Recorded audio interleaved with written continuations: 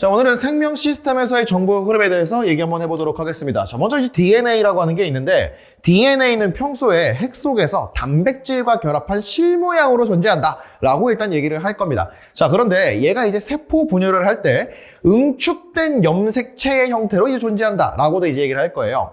자, 그럼 어쨌든 간에 이거를 쭉 풀어봤을 때 여기 단백질들 막 중간중간에 있고요. 이렇게 DNA 실 모양으로 쭉 나와 있죠.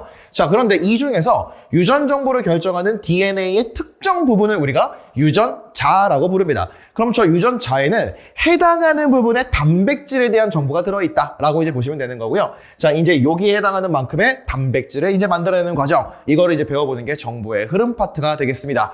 자, 그럼 이제 본격적으로 한번 얘기를 한번 해볼 건데, 자, 여기 보시면 멜라닌 합성 효소라고 하는 특정 단백질의 정보가 요 유전자에 들어있다라는 거예요. 그러면 내가 요거를 그대로 가져와서 이제 효소, 단백질이죠. 단백질을 이제 합성을 한다라는 거야. 그럼 멜라닌을 합성하는 효소인 단백질이 만들어진 거니까 멜라닌이 또 막 만들어지겠죠. 이제 그런 식으로 해서 털색이 정해진다. 이런 식으로 이제 흘러간다라고 이제 보시면 돼요. 자, 좀 더 자세하게 한번 볼게요. 자, 이제 우리가 전사 그리고 번역이라는 말을 쓸 겁니다. 자, 제일 먼저 자, DNA가 있는데요. 이 DNA는 핵 속에 들어있는 거죠. 이제 이 친구가 혼자서 이제 복제를 합니다.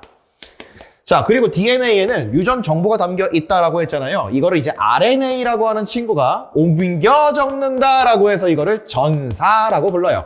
자, 그리고 이 전사라고 하는 과정은 핵 속에서 일어나는 과정입니다. 자, 생명 시스템에서 이제 이런 얘기를 했단 말이에요. DNA 어떻다? 너무너무 소중하다. 그래서 얘는 핵 속에만 들어있어야 된다라는 거예요. 너무 소중하니까 지켜줘야 된다 이거죠. 자, 그래서 DNA는 핵 밖으로 나올 수가 없는 것이고 대신에 RNA, 정확하게는 mRNA라고 하는 물질인데 이 친구가 가서 DNA의 정보를 이렇게 긁어오게 됩니다. 이 긁는 과정을 전사라고 하는 건데 이 전사, transcription이라고 부르거든요. 요걸 이제 옮겨 적는다라고 이제 보시면 돼요. 자, 그럼 DNA의 정보를 RNA가 옮겨 적었다라는 거죠. 어디에서? 핵 속에서 일어났다. 자, 그리고 나서 이 RNA가 핵 바깥으로 빠져나오게 됩니다. 자, 그럼 이제 이 친구가 단백질을 이제 합성하게 되는데 단백질 어디서 합성한다 그랬죠? 단백질 합성 공장 라이보솜이라 그랬습니다. 자, 이 과정을 우리가 번역이라고 부른다라는 거예요. 트랜스레이션인데 이 번역이라고 하는 거 말 그대로 다른 언어로 적는 걸 말하는 거죠. 자, 그래서 이 전사라고 하는 건 옮겨 적는다. DNA 유전 정보를 RNA 정보로 이제 바꿔주는 과정이고요.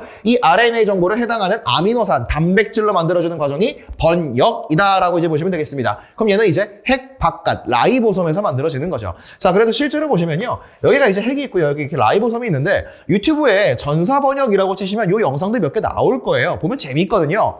자, 여기에 RNA가 막 우 이러고 나와요. RNA 단일 가닥이죠. 그럼 여기에 딱 이렇게 들어가는 순간부터 뭐가 이렇게 와요. 막 이게 tRNA라고 하는 친구인데 얘가 아미노산을 하나씩 들고 옵니다. 그리고 여기다 붙이고 펩타이드 결합을 해서 단백질을 이런 식으로 뽑아내는 과정을 볼 수가 있는데 이 과정을 보시면 좀 더 이해가 편할 거라고 생각을 합니다. 한번 찾아보시고요. 자, 그러면 이제 본격적으로 한번 얘기를 한번 해볼게요.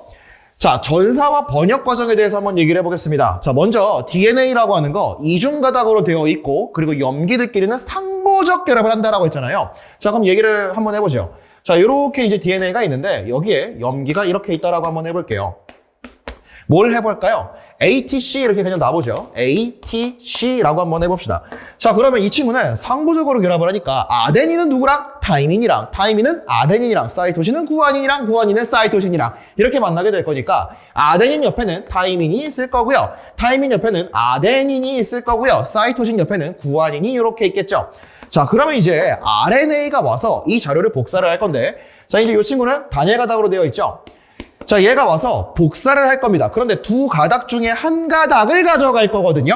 요 과정을 이제 전사라고 한다 이거야. 자, 그런데 얘와 얘 중에 한 가닥을 가져간다 그랬잖아요. 그래서 가져가는 가닥을 우리가 주형 가닥이라고 부릅니다. 요 정도 용어는 알고 계시는 게 좋고요. 자, 그럼 만약에 이 친구가 주형 가닥이라고 한번 생각을 해봅시다. 내가 얘를 이제 복사를 해 간다라는 거예요. 자, 그럼 보시면요. 아데닌을 가져갔죠. 그러면 아데닌은 어떻게? 타이민. 그런데 RNA는 타이민이 있다 없다? 없다. 뭐가 있다? 유라실이 있다. 그래서 얘가 U 이렇게 들어가는 거고요. 타이민 대신에 아데닌 이렇게 이제 상보적으로 가져갈 거고요. 사이토신에 구아닌 이런 식으로 가져가면 된다라는 겁니다. 자, 그런데 여기서 이제 요 내용을 가지고 이제 본격적으로 고난도 문제들이 좀 나오게 될 건데 여기서 잘 보시면요. 자, 기본적으로 둘 중에 하나를 가져가는 거잖아요. 그러면 여기에서 상보적, 상보적, 상보적이니까. 근데 얘네들도 상보적이죠. 자, 그래서 내가 요 RNA 가닥하고 DNA 가닥 1, 가닥 2가 있다라고 했을 때 똑같이 생긴 거 있어. 단지 뭐가 달라? 타이민 대신에 유라실이 있다. 이것만 다른 거예요. 똑같이 생긴 가닥이 있으면 얘 말고 다른 애를 복사해 간 겁니다. 요렇게 알고 계시면 좋다. 자, 그래서 요렇게 가져가는 과정을 뭐라 그런다? 전사라고 부른다. 라고 보시면 됩니다. 자, 그런데 여기에서 용어 정리 조금만 해보면요.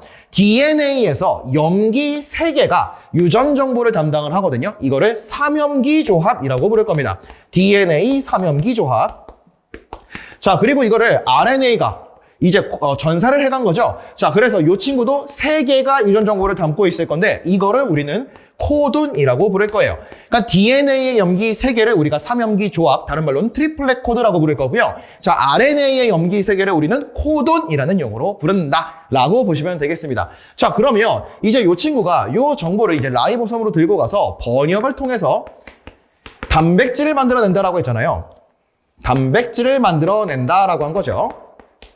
자, 이 친구 한번 또 보면요. 자, 여기 유전 정보 요 염기 3개에 따라서 뭐가 결정되는 거냐면 아미노산이 결정됩니다. 그럼 아미노산들이 여러 개가 모여서 펩타이드 결합을 해서 폴리펩타이드를 만들어내고 걔가 단백질이 되는 것이니까 자, 요거 이제 보시면요. 요런 식으로 쭉 넘어가서 요 염기 3개마다 해당하는 아미노산이 지정되어 있다라는 거예요. 이거를 우리가 유전 정보, 암호라고 이제 부른다라는 겁니다. 여기까지 괜찮으실까요? 자, 그럼 좀 더 볼게요. 자, 이게 뭐냐? 사실 요거는 이제 굉장히 많은 학교들에서 시험에서 이제 만나게 될 건데, 코돈표라고 하는 게 있습니다.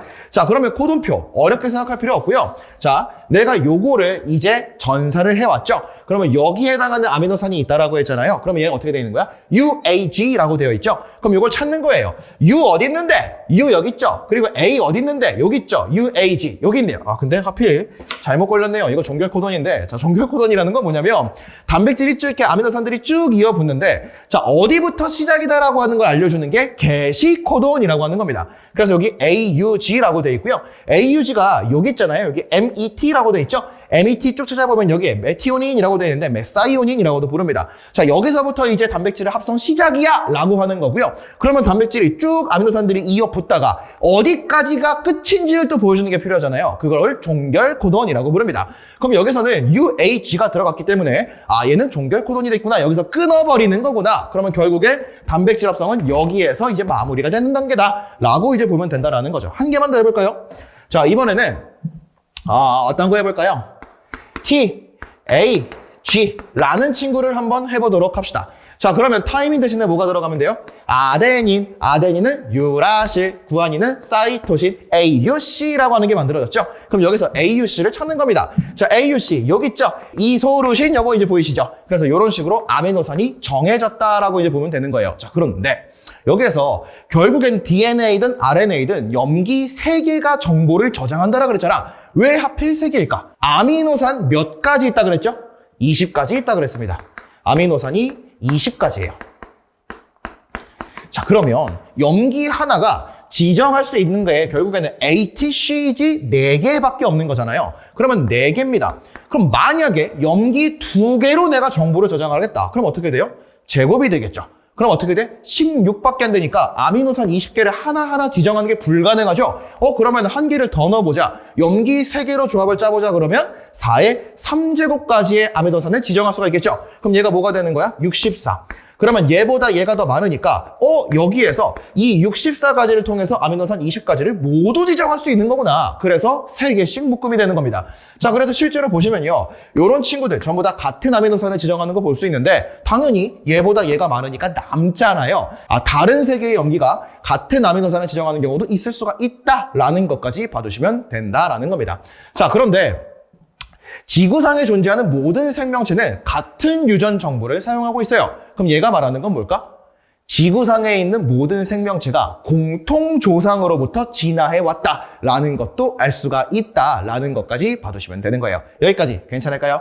자, 그러면 이제 마지막으로 유전 질환에 대해서 얘기를 한번 해볼 건데, 자, 우리가 염기 3개가 정보를 저장하고 있다라고 했는데, 그럼 만약에 염기 3개 중에 한 개라도 문제가 생기면 무슨 일이 생길 것이냐? 실제로는 무슨 일이 생길 수도 있고요. 생기지 않을 수도 있습니다. 자, 한번 예를 들어 볼게요. 자, 여기에 CTT, CAT라고 되어 있는데 요게 이제 바뀌었다라는 거죠.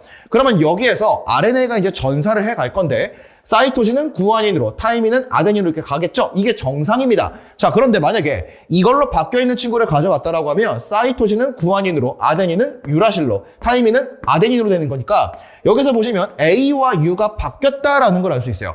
그러면 여기 요 친구하고 요 친구의 아미노산이 바뀌었다라는 소리가 되는 거거든요. 그러면 결국에 단백질이라고 하는 아미노산들을 끝없이 이어붙이는 과정인데 이 과정에서 아미노산이 딱 바뀌었어요. 그랬더니 무슨 일이 생긴다? 헤모글로빈이 바뀌었다라는 겁니다. 그럼 헤모글로빈 뭐 하는 거죠?